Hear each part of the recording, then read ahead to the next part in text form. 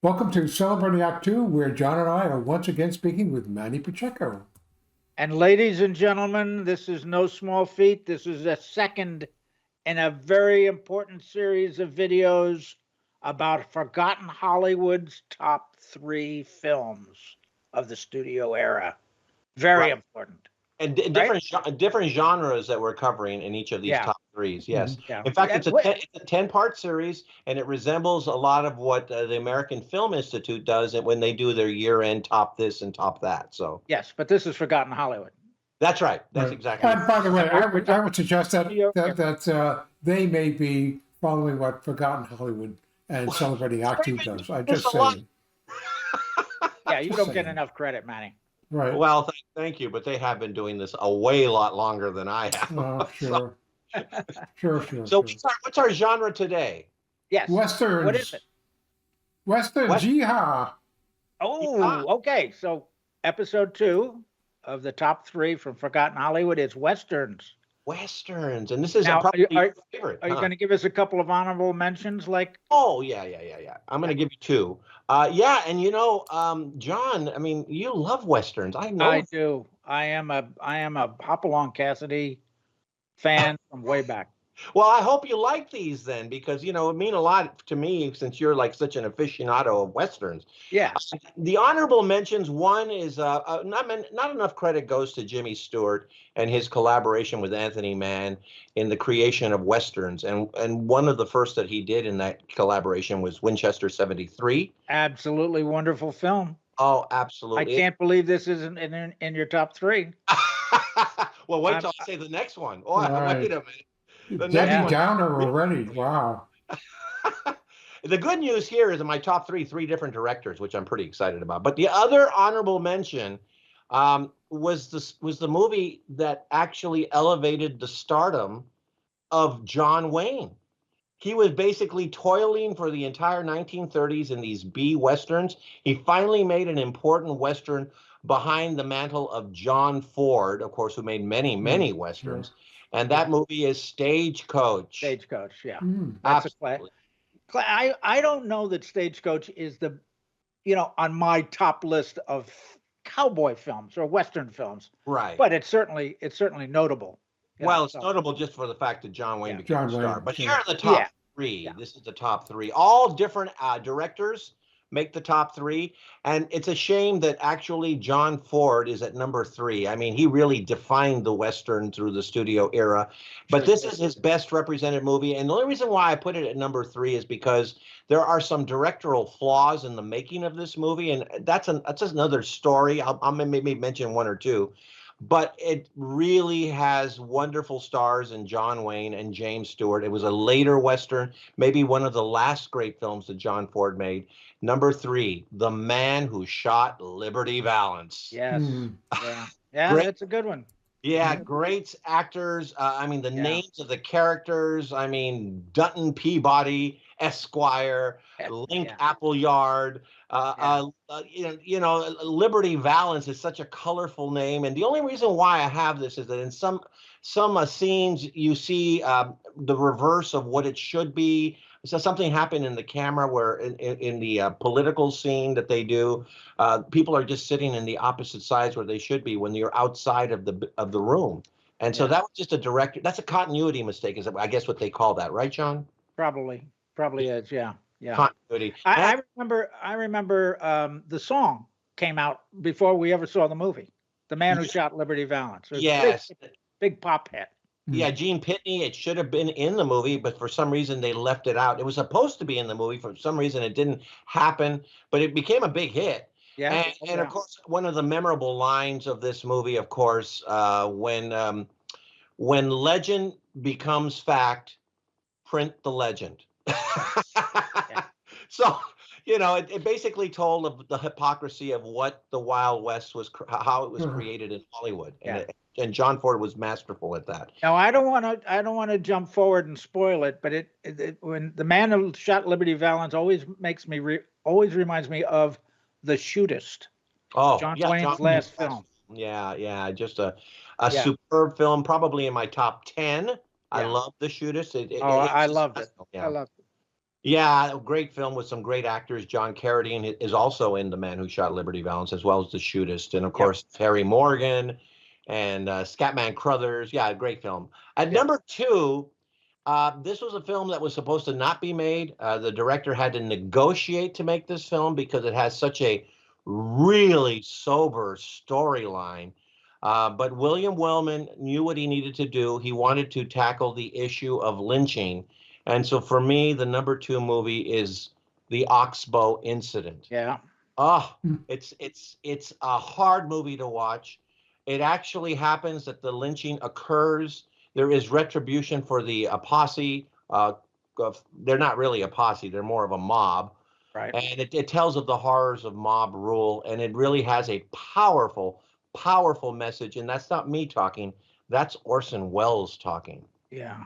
Orson Welles felt it was very powerful.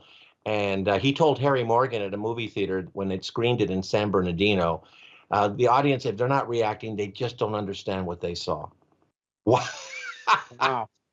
And, you know, 20th Century Fox was just aghast by this movie. They kind of stored it away so that maybe it wouldn't be an important film. And they kind of held it off for like 5 months, made it kind of like the second bill. Such a powerful movie. It was still nominated for Best Picture of the Year. Yeah. Well, it was not, as I recall, it was not really received as a traditional Western. And it should have been, because it's got Yes. all of the, the good guy, bad guys, people on Yeah. horses, shoot 'em ups. Correct me if I'm wrong, but hadn't it been a very popular book? Wasn't it taken from a book? I don't know. I don't think so, but I don't Well, know. I could You be might be could right. be wrong. You I could could be be right. wrong.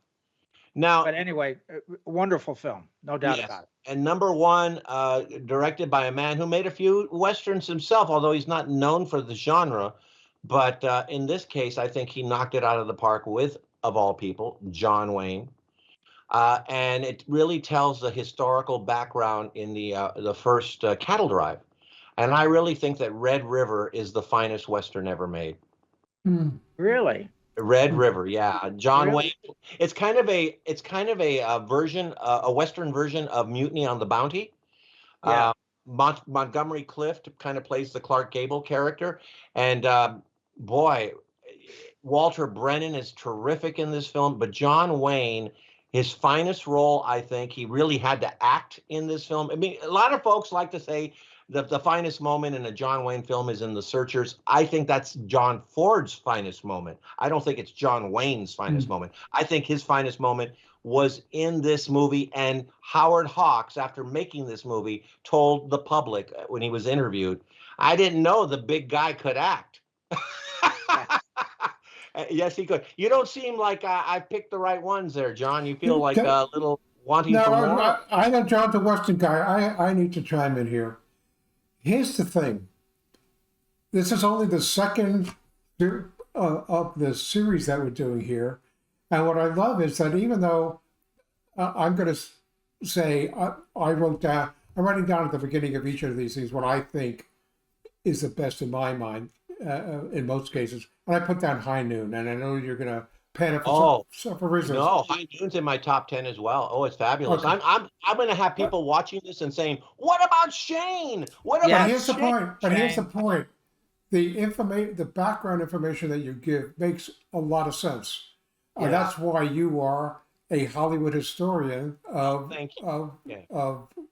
excellent repute, if you will, because you have an independent mind. You have an independent mind, and you really dig under the covers and give the explanation. And to me, it makes. I may not agree with it for myself, but I can understand the depth that you went to it, and I expect that we're going to see more things like this where we're going to say, "Gee, I never thought of that." I absolutely love Shane. I absolutely love High Noon. Trust me, they are in the top 10. They're fabulous films. High Noon should have been in the top 3, I think. Or is that too obvious? Maybe that's too obvious. No, maybe not. Maybe if you thought of it, then you're not going to be alone. There'll be others that think of it. Let me ask you this. There's a plethora of cavalry pictures. Military. Absolutely. Western military. My favorite being she wore a yellow ribbon. Yellow ribbon, that's right. Yeah. But there's Fort Apache as well. It was part of John Ford's trilogy. Absolutely. No. They're Yeah. fabulous films. And you know, where did they land on your list? I Are think they they below did my number top. 10? Yeah, they're in my top 20, I think. Yeah. But 20 is good. I mean, don't trust me. It's a good. Well, That's good. They're Out not. of 1,000.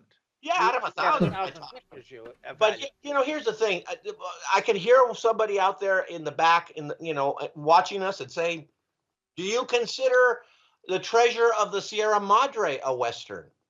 And Well, I do, and I don't. I don't either. Yeah.